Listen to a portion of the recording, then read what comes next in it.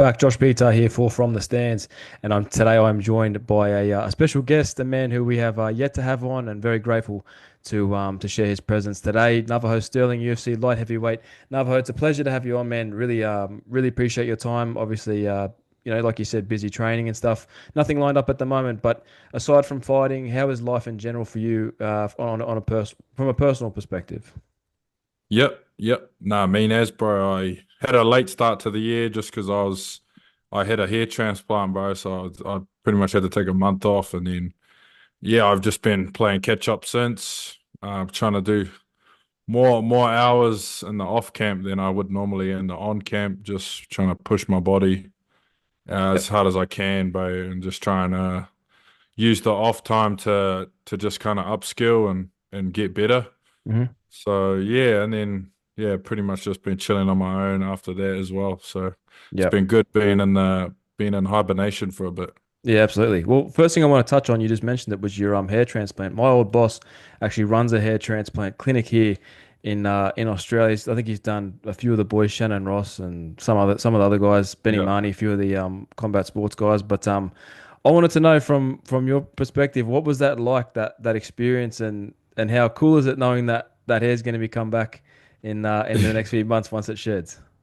Yeah. Well, I told myself I'm going to be a superstar, brother. So I was like, you know Got to what, look the part, eh? I'm going to be in front of the camera a lot more. So I might as well get Yeah. it done. I got it offered to me, so I was like, Yep. yeah, go on then. And yeah, it kind of came in the perfect time, bro, because I booked it ASAP Mm. after my last fight, which is in December. So I pretty much got it done ASAP, and then I could spend the Christmas break not really missing out on much because not a lot Mm. of people are training around that time. So yeah, it was kind of smart to do it like that, and Mm.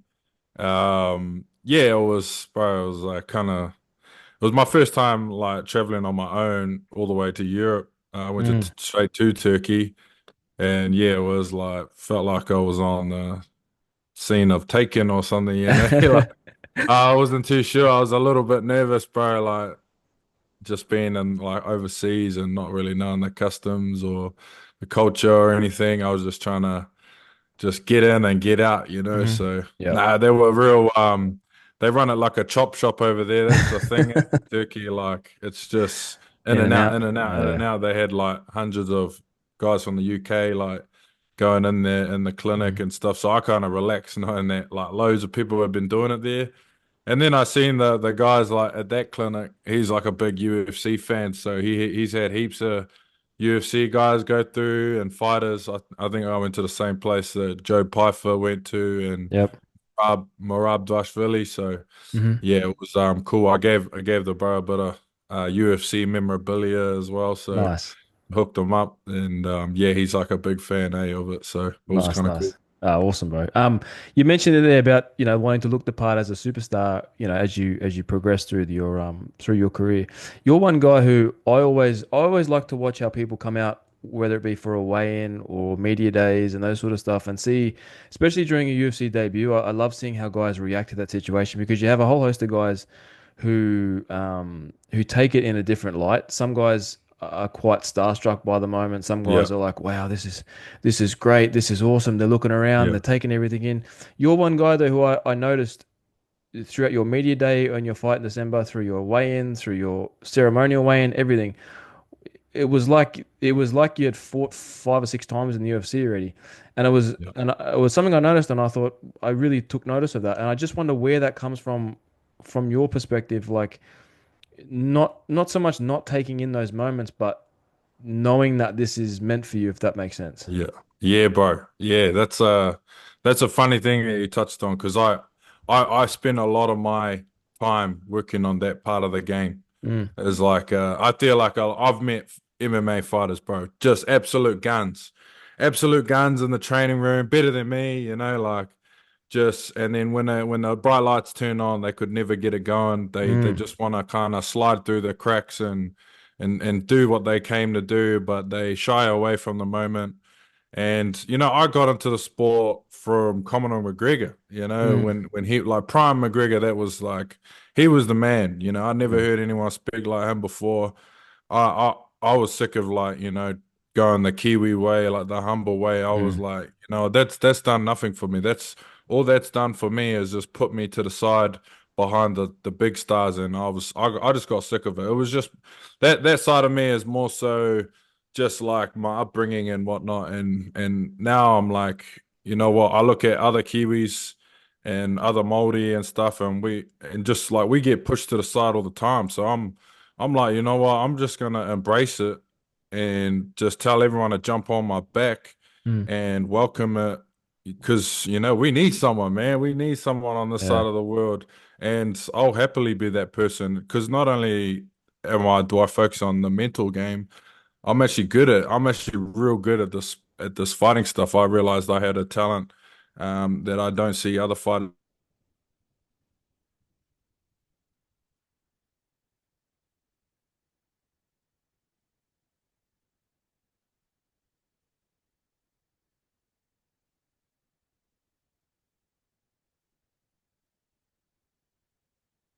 Yeah, I just think I got something different than a lot of other fighters because I 100% know what you talk about Mm. with other fighters. They just kind of want to get in and get out, but no, I'm gonna sell myself. I'm gonna be iconic. People are gonna start to figure out my thing, Mm. and yeah, it's just gonna go. Yeah, I just think I tick all the boxes. Absolutely, bro. Next topic I want to talk to you about is your teammate Israel Adesanya. Now, he is in a unique position, right? Because he's a guy who I still think is the best in the world. I still think on any given night he wins the middleweight title. He's had two fights where he was winning convincingly. One a UFC title fight, was in for most parts dominating Dricus. Maybe zigged where he should have zagged, and then that fight's and ends the way it did. Same thing with Imanov. Now these comments that I see on now take these are comments from fans, so you can't read too much into them. But I do see them on posts after the fight about maybe Izzy's this is his time, maybe this Yeah. is he's maybe finishing up. Where do you what do you think of those comments when you see comments like that, and from a especially about a guy like Israel who has done so much for the sport, and I still don't think he is at that stage where we go, oh, Izzy's on the back nine. I still feel like he's Yeah. in great shape, he's in great conditioning, his skills are as sharp as ever. So how do you look at those comments, and when you see Israel in the gym every day looking as good as he does? Yeah, yeah. I think he's still good as he always was. My interpretation of the him losing or whatever you call it. Yeah, I just think like because he's had so many title fights and he was fighting so often. Like that's all up in the air now. Mm, Everyone's like they get to watch all that footage, bro. Like there's so much footage of him out there. Um, that the world is yet to see, or the world is like has to look at, and they can really like break him down. I've even heard Drickers talk about like, oh, when he does this, I seen it 100 times on film, and like I think it was in like a UFC countdown when he was fighting Strickland. He was talking about winning the title against Israel and film. I think that's what it is. Is like they've kind of just like all of his move set is out there in the open, the things he does well and doesn't do well, and I think they've just kind of adapted to his game a little bit. Um, as for him, yeah, I don't know what he's going to do. I think he's probably going to fight again. You never know. We don't really think about too much about that mm, comments, like mm. people are quick to forget, people are quick to Oh, forget, absolutely. Yeah. and he could go on and win the next three fights, and then all of a sudden everyone will be like, they'll forget the Yeah, the I three know. losses. You know what I mean? Yeah. So it's Yeah. really up to him what he wants to do. He can jump back in there and go for it. So Mm. yeah, I'm not too sure what's next for Israel. My thing was I always wanted to fight on an Israel card. Yeah. Just growing up watching him. Uh, yeah, I feel like he can keep fighting because he's Mm. only 35, Pereira's what, like 37 or something Yeah, like that, 37. 38. Yeah. But yeah, it's like, it's insane, like what you can do with your career, like these later stages and Hmm. MMA, just being more experienced. Oh, But absolutely. yeah, I'm not too sure what he does, bro. I think speaking on what he does next, I actually and I want to get your take on this as a teammate of his and from a fan's perspective. I feel like Izzy, Sean Strickland in a rematch would make a lot of sense. I feel like they're both at sort of this crossroad stage. Sean's lost to Drickers twice now. It's sort of up in limbo where he goes from here. Sean obviously um, has fought in Australia twice. Israel likes bringing these big cards down under. It's a chance Yeah, for a guy like you to feature on that card and be sort of close to home as well. I feel like Israel versus Strickland, he's always said he wanted to get that one back because he yeah, wasn't himself in that fight. How would you see that? What would be your interest in a fight like that? yeah. I wouldn't mind seeing that, especially after them both on the back end of some Mm, losses. Yeah, it'll be good. I kind of the way that fight was going. I remember watching it backstage, and I could see the style that Strickland had come out. He definitely very much likes to focus more on the counters, and he deflects a lot of punches and kind of forces them to get so close. He forces them to throw, and then when they panic in that tight, then he's like able to unleash, mm, at the right moments. Because in a 5 minute fight, like you don't really need. That's a long time, for a guy to be keeping you off. And if you're right in front, deflecting punches, you only really need, even if they're working really hard, hitting you with like jabs and stuff, you only really need like 1 minute to 30 seconds of mm, devastating punches in a round to win a round. And I mm, think that's what he kept doing. And yeah, it was a smart game plan at the time, um, was to walk him down like that. But mm, yeah, I feel like at the highest level that style does not work. I don't think. I think you'll sniff out a lot of like low experienced guys. But yeah, from what I saw in that one, yeah, I think we can adjust to that.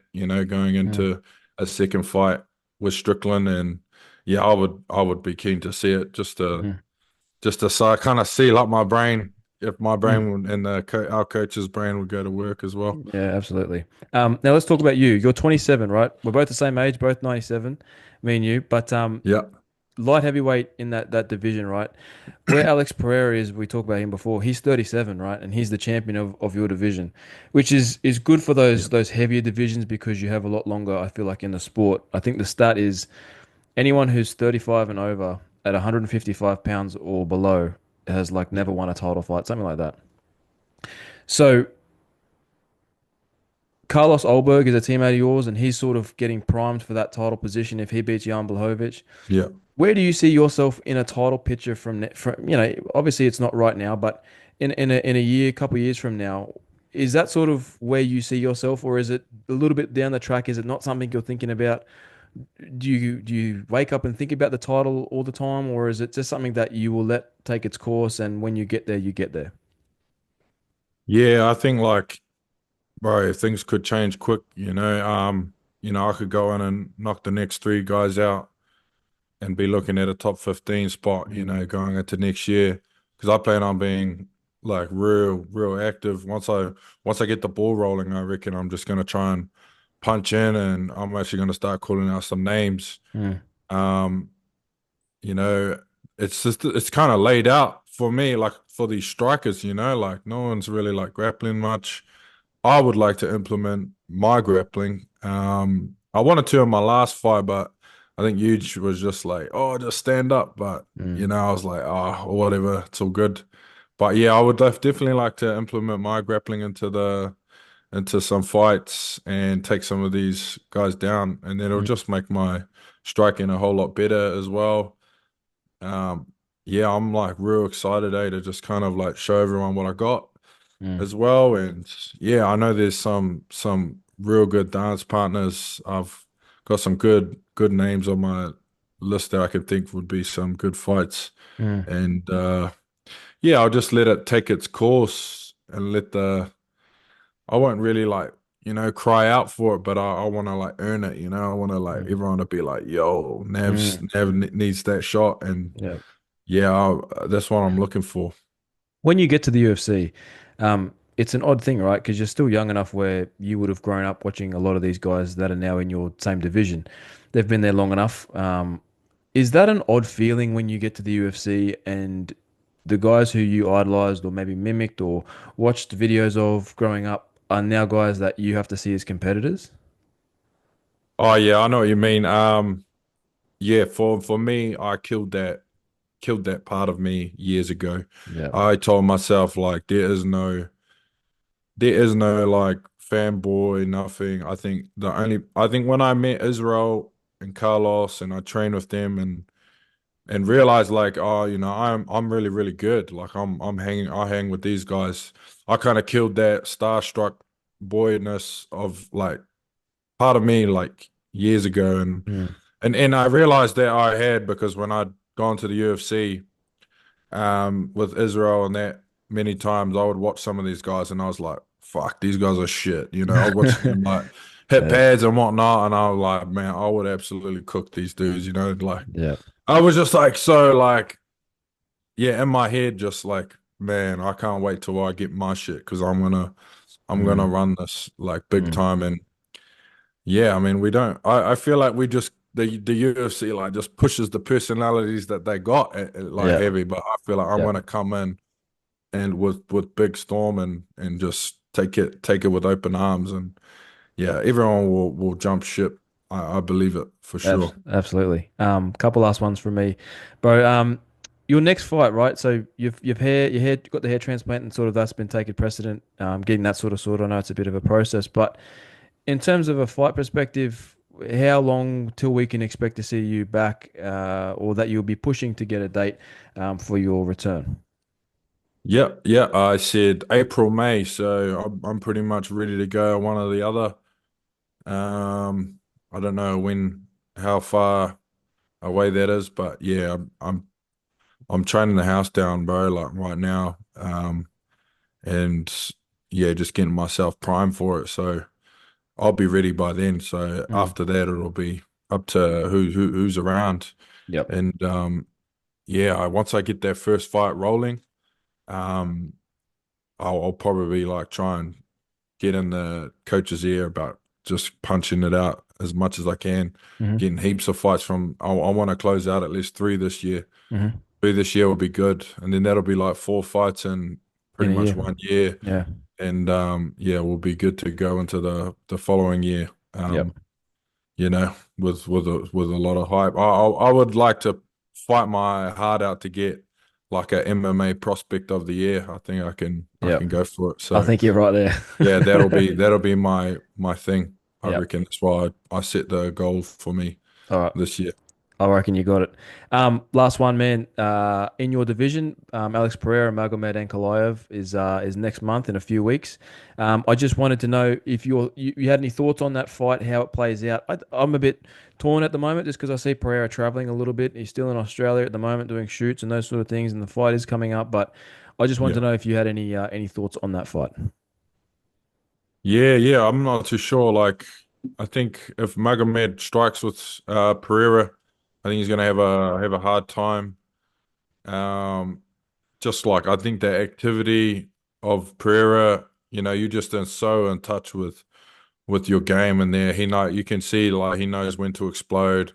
And these 5 round title fights, you know, he's like real good at pressuring them back to the cage, putting them Mm, on, putting these guys in bad spots, and he's like, you can see he like reserves his tank for the 5 round fight. You know, mm, he's ready to go there, whereas these other guys aren't really. You know, they got like maybe 1 or 2 rounds at best, and then it's like they start to crumble. So mm, yeah, I think if Ankalaev can mix the takedown in and the grappling and make Alex use those different muscles that he's not used to, mm. man, we could see a different fight. But yeah, I don't know. You know, I've picked against Pereira too many times, and Yeah. yeah, I don't think I'm doing it again. I think Yeah. he's got the momentum. So Yeah. yeah, I think he gets it done. Absolutely. No, but I appreciate your time, man. Really do. I look forward to what this year holds for you, and obviously we'll chat again before your next fight. But I'm really excited to see how the next sort of few years pans out for you. I think you've got a really bright future, man, and I'm really looking forward to seeing how it all unfolds. Yep, But I appreciate your time today. Really do. yep. Thank you, Cheers, man. brother. And Thank and you. yeah, no, of course. Thanks, brother. Cheers, brother. Thank you, man. Deuce.